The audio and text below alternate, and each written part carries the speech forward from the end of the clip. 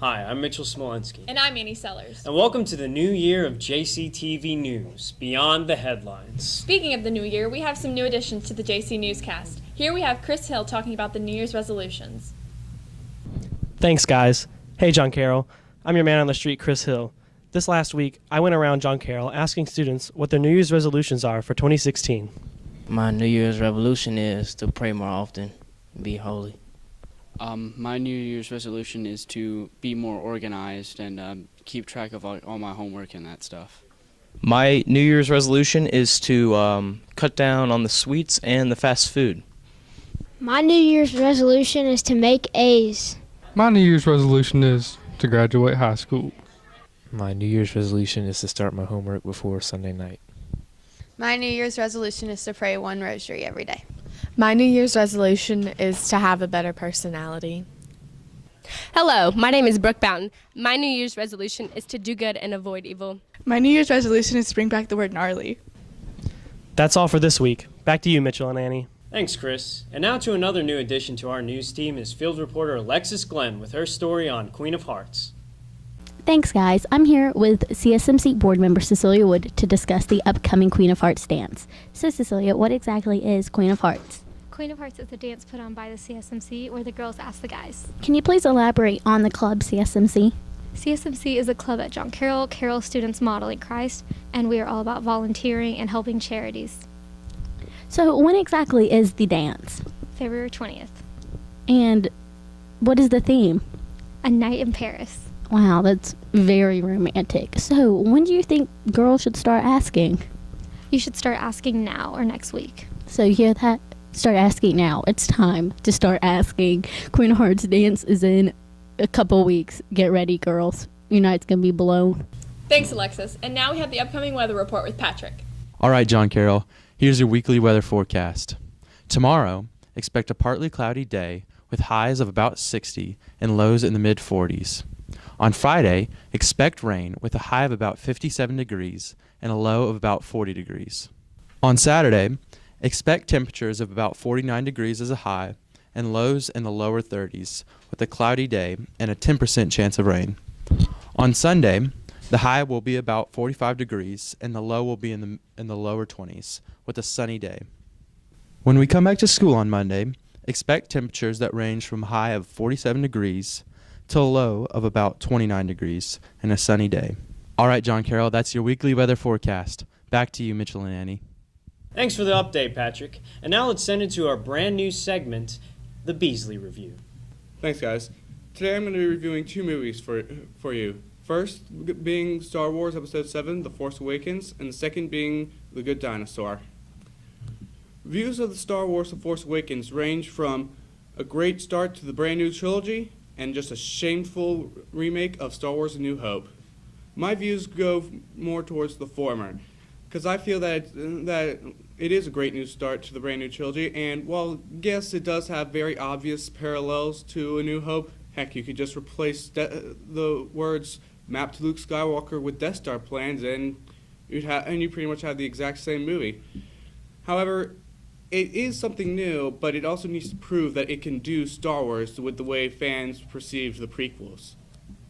This movie's strongest suit is definitely in its characters, with Rey, scavenger from Jakku, FN-2187, the treacherous stormtrooper, Kylo Ren, the grandson of Anakin Skywalker and leader of the Knights of Ren, Poe Dameron, an expert pilot on a mission, and Captain Phasma, who has got to be the biggest letdown of this entire movie.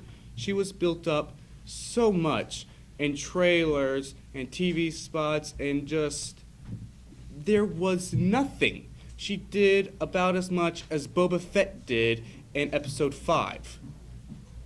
However, it has been confirmed that she's going to do much more in Episode 8, and I am hoping that that is true. The action in this movie was tremendous. It sort of was a mix with the Jedi and the Knights of Ren still not being refined like they were in the original trilogy, but they are getting a little more refined as they were in the prequels. So it's a nice sort of blend there. The music was a little underwhelming because, while decent, there were no standout moments where the music just hit you, like with the Imperial March, Duel of the Fates, or Battle of the Heroes. It should also be noted. So, as an overall rating, I'd give Star Wars: The Force Awakens 9.5 out of 10. For my second movie, The Good Dinosaur, the audience's view of this movie ranges from really good to okay, and critics' views range from okay to what is Pixar doing? I really like this movie, actually.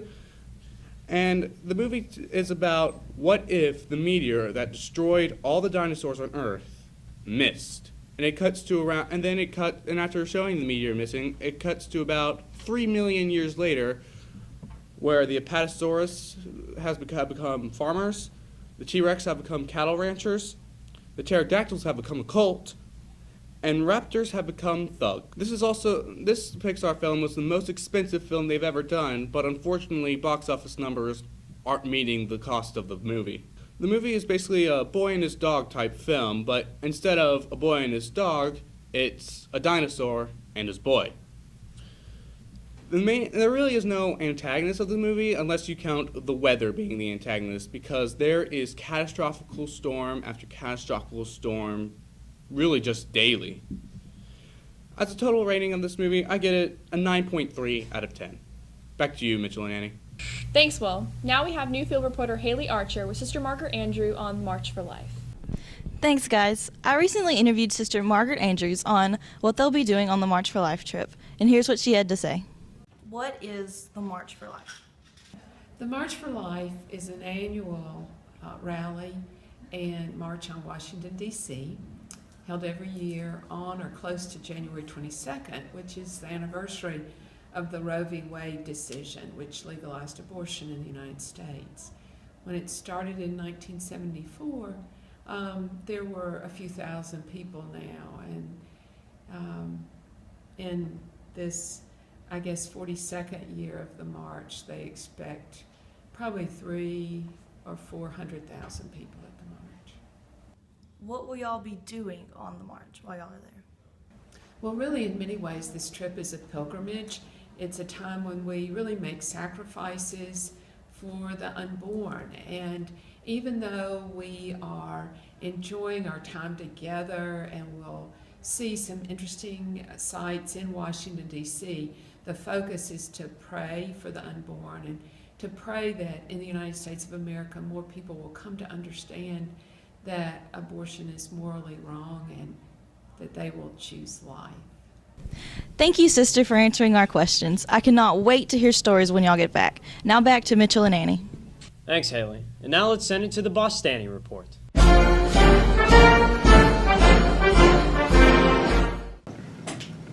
My name is Evelyn Bostani, and this is your Bostani Report.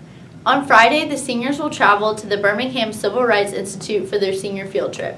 On Monday, we will not have school, but we will have our volleyball tournament for Relay for Life. On Wednesday, the Marchers for Life will leave for Washington, D.C. and will return on Friday. Remember to keep up with your work and stay in contact with your teachers. Thanks, John Carroll, and have a great day. Sounds great, Evelyn. Now it's time for your favorite sports anchor, Tori Coker. Hey guys, congratulations to the boys basketball team for getting first place in the Springville Christmas Classic Tournament and to the girls for getting second place in the Clear Christmas Tournament.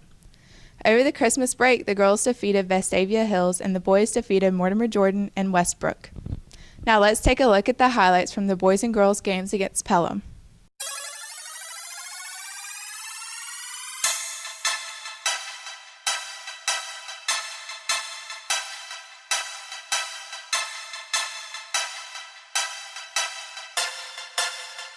Tony Fab Productions.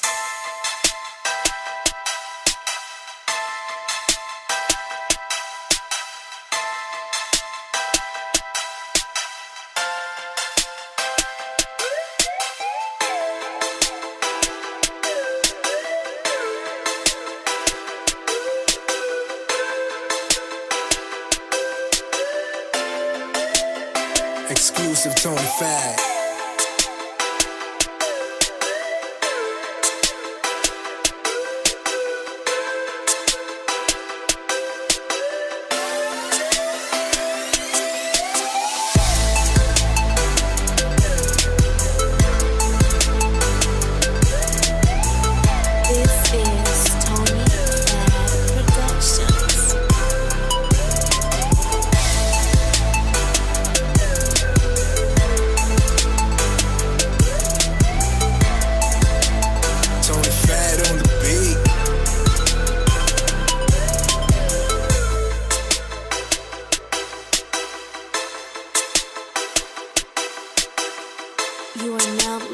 Welcome to Tony Thad Productions.